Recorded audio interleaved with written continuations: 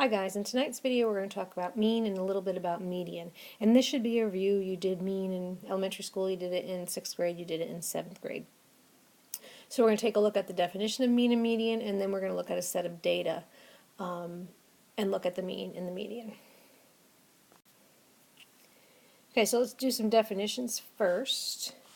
The mean of a set of data or a set of numbers can be found by finding the sum of all the numbers and then dividing the sum by the total amount. So really what we're doing is we are looking for the average. And that should say divide.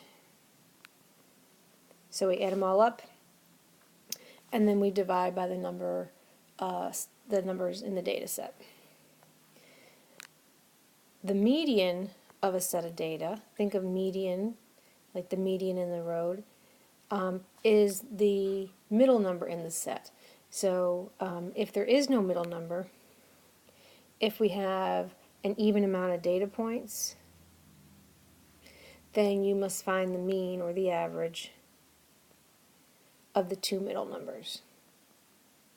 And some of us did that in class yesterday when we were looking at our LinkedIn or linked up data. Okay, this example that we're going to take a look at the example with a mean using a histogram. So a group of students answered the question, how many movies did you watch last month? The table and the histogram below show the data. So we have the students and then the number of movies they watched last month. Jerome watched a lot of movies. One thing I do want to note is that the graph on your paper is wrong. I put a new graph in here. So the middle interval, the second interval from 5 to less than 10, this should be up to 4. And then that tells us that there's 2 people in this interval, there's 4 people in this interval, there's 1 person in this interval, and there's 3 people in that interval. And if we add up 2, 4, 1, and 3, we should get the total number of students that were in the data set. So this is the part that's incorrect. It should be 4, not 3.5. When we look at the intervals, and we talked about this in class today, our intervals looked a little different. This interval right here goes from 0 to less than 5. So 5 would be included in this next data set. So this one is 5 to less than 10. This one's 10 to less than 15, and this one's 15 to less than 20. But we have discrete data because no one said they watched 2.5 movies. So what is the total number of students? We figured that out. We added up. There are 10 students. And what is the total number of movies they watched? So if we add 3, 5, 6, 6, 7, 10, 11, 15, 16, and 18, we get a total of 90. And then to find the average number of movies watched, it's just 90 divided by 10, and we get a mean or an average of 9 movies. So that should not be rocket science. This is just a review of what we've done.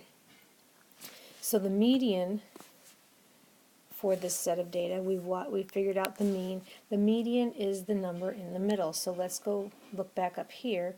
If we look at the number in the middle, if we count 1, 2, 3, 4 this way, and then 1, 2, 3, 4 this way, we are left with 2 numbers in the middle. So our median would be the average of these 2 numbers. Our median would be 6.5 movies.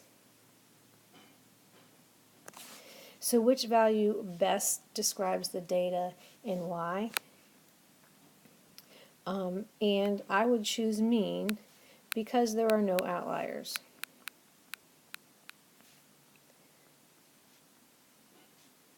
And tomorrow in class, we're going to add an outlier to this set of data, and we're going to take a look at what that does to the mean and what that does to the median. So on the bottom of your paper here is the room for video question 1 and video question 2, so let's take a look at those.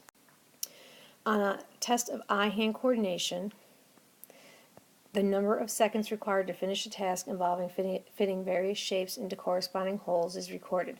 A group of 15 students in 2nd grade recorded the following times to complete the task.